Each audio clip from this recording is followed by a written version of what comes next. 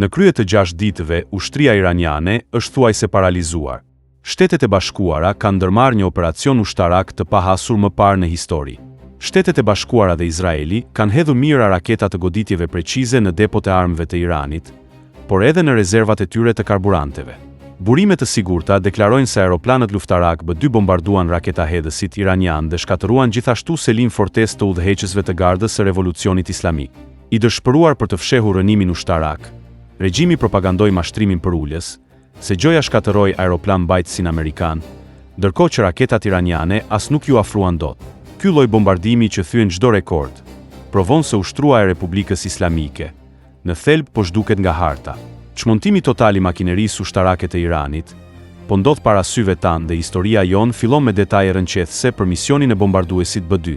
Mësojmë sot se, në mëngjesin e të shtunës, në misionin që kryen Shtetet e Bashkuara dhe Izraeli në Iran, drejtues të lartë të Ministrisë Amerikane të Mbrojtjes thanë në Fox News se 4 bombardues B-2 lëshuan me 10 raketa përçuese dhe të pakapshme të kapacitetit 2000 libra në depot të nëndeshme iraniane të raketave balistike.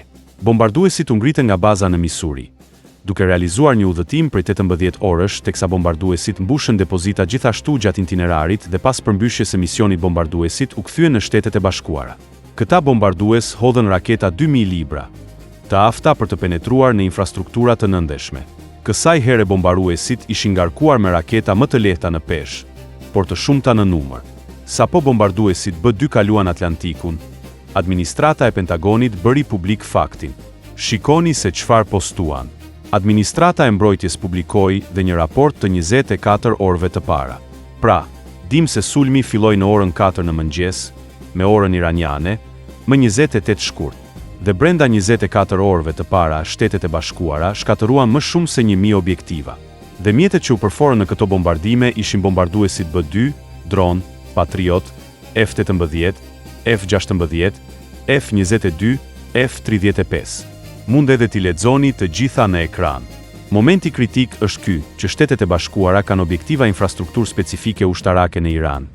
Nuk shënjestrojnë zona urbane, as infrastrukturë energjitike, kanë vetëm objektiva ushtarak. Vrasja e usheqësisë, si ajo Ayatollah Ali Khamenei, u bën nga ushtria izraelite dhe jo nga ushtria amerikane. Shtetet e Bashkuara mbartin informacion, por veprimi u ndërmor nga forcat izraelite. Dhe tani edhe momenti që t'i japim sqarim një pyetje. Pse filloi Amerika këtë operacion në mëngjes? Pasi, zakonisht goditjet bëhen natën. Të njëjtën gjë bën herën e fundit në Iran, apo edhe në Venezuelë, goditën natën. Por kësaj here goditja u bë në mëngjes, sepse ishte një rast i jashtëzakonshëm. Shërbimet informative amerikane u njoftuan se udhëheqja e Iranit do të takohej atë mëngjes në 3 vende të ndryshme, duke përfshirë kompleksin ku ndodhej Khamenei. Kuadro të lartë të ushtrisë dhe pushtetit ishin prezent në çdo vend ndodhje. Rasti ishte shumë i mirë për të mos u humbur. Gjithashtu sulmi në mëngjes ishte disi surprizues, pasi të gjithë e prisnin që sulmi do të bëhej natën. Por edhe iranianët nuk ishin tërësisht të përgatitur për një operacion në orët e mëngjesit. Por nga ana tjetër, ata duhet të ishin në gatishmëri, gjithsesi, pasi armatën e armëve dhe flotave amerikane e kishin gjitur, apo përreth. Do të duhet të ishin gati në mënyrë të vazhdueshme. Por Shtetet e Bashkuara, kur panë se kishin një rast kaq të mirë, kaluan në sulm së bashku me Izraelin. Izraeli vrau në orën e parë të sulmit udhëheqësin dhe 49 ushtarak të lartë në bombardimet e para. Një nga objektivat kryesor për Amerikën ishte fortesa apo godina qendrore e Gardës së Revolucionit Islamik, për të cilën u kujdesën që të mos ekzistonte më. Administrata qendrore sapo u sigurua që kishin realizuar një goditje në nivele të larta dhe të shtrirë. Veçanërisht me fokus se linjë qendrore, vazhdoi misionin. Arsyeja pse donin shkatërimin e fortesës ishte për faktin se Garda e Revolucionit Islamik kishin vrarë më shumë se 1000 amerikanë në 47 vite. Dhe për këtë goditje amerikanët përdorën raketë Tomahawk. Si shehemi me fat që kemi edhe plane të goditjes së raketës Tomahawk mbi godinë dhe janë plane që të shtangin. Tani le të flasim për rolin e Izraelit në të gjithë këtë sulm. Pasi po kryen operacionin e tyre gjigant në koordinim me forcat amerikane, që e kanë emërtuar Luani që ulërin, deklaruan se hodhën mbi 1200 raketa, në më shumë se 500 objektiva, brenda 24 orëve të para. Në këtë sulm morën pjesë më shumë se 200 aerolan luftarak, që prej orëve të para, duke realizuar mbi 500 dalje nga territori iranian, që do të thotë se asnjë nuk u godit dot nga iranianët. Forcat e Ministrisë së Mbrojtjes izraelite publikuan planet e tyre të mbrojtjes, siç dhe e shikoni në ekran. Dhe synimi i parë ishte shkatërimi i mbrojtjes ajrore iraniane në Iranin perëndimor. Faza e dytë ishte krijimi i korridoreve drejt Teheranit, ndërsa faza e tretë kishte të bënte me goditje objektiva strategjik në kryeqytet dhe në qytete të tjera. Ky është një shembull tradicional i armëve të kombinuara i kryer në mënyrë perfekte. Shikoni këto plane, ku luftëtarë izraelit bombardojnë transportues iranian, raketash balistike. Izraeli deklaroi se ka shkaktuar mbi 30 shkatërime duke u përqendruar tek infrastruktura e raketave balistike të Iranit. Për të kuptuar dimensionet e kësaj që ndodh, le të vendosim disa shifra në një kuadër. Izraeli në luftën 12 ditore kreu 1000 fluturime dhe arriti 900 objektiva dhe dalje nga Irani. Ndërkohë që vetëm në 24 orë, Shtetet e Bashkuar dhe Izraeli kanë realizuar më shumë se 1500 objektiva.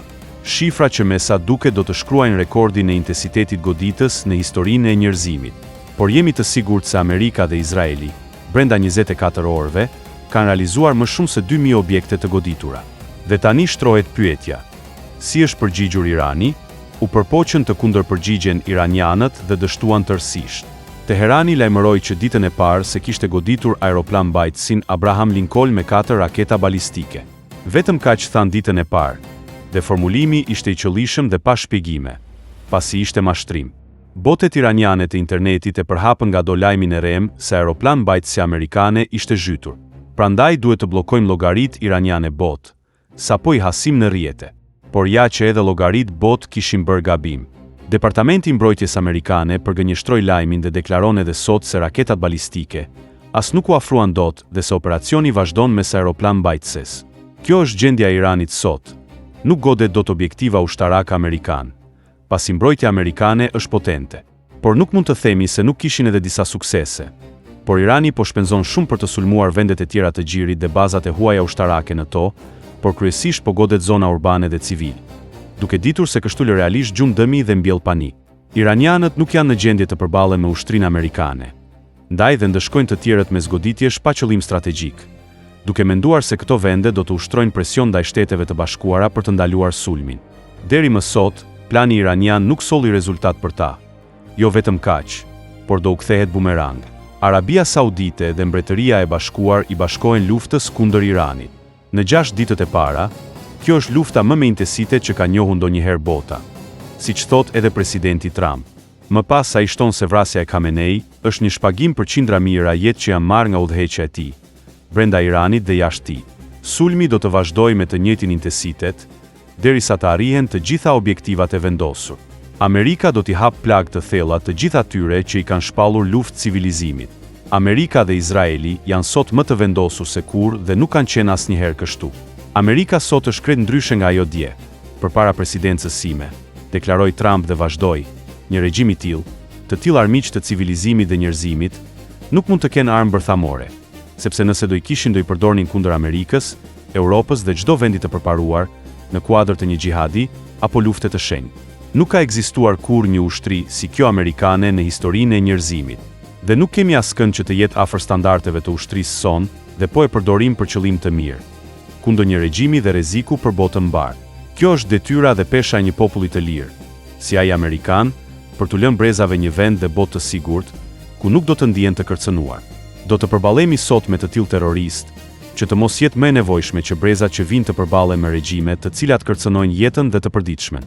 Nuk mund të jetohet më me të tilla regjime që kanë 50 vite që u lërin, vdekja Amerikës apo vdekja Izraelit. Janë donatori numër 1 i terrorizmit në botë, por ne jemi kombi më i madh dhe më potent në botë. Ndaj dhe mund të bëjmë atë që duhet në përballje me terroristë. Kërcënimet e paparanueshme nuk do të lejohen më. Ndaj u bëj thirrje gardës së revolucionit, ushtrisë dhe policisë iraniane të dorëzojnë armët. Amerika është me popullin iranian që nuk e do regjimin. Tani më, gjithçka varet për ju udhëheqës dhe ushtri që të dorëzoheni. 28 shkurt 2026 do të mbetet në histori si dita e sulmit më intensiv në aksionin ushtarak kundër një vendi, me pothuajse 100% saktësi në synime dhe objektiva. Lufta në Iran do të sjellë ndryshimin e madh në lindjen e mesme dhe do të çlirojë përsin dhe jo vetëm nga terrori dhe dhuna e një regjimi radikal, antihuman, që prej 5 dekadash prodhon dhe financon terrorizëm dhe i ka shpallur luftë civilizimit.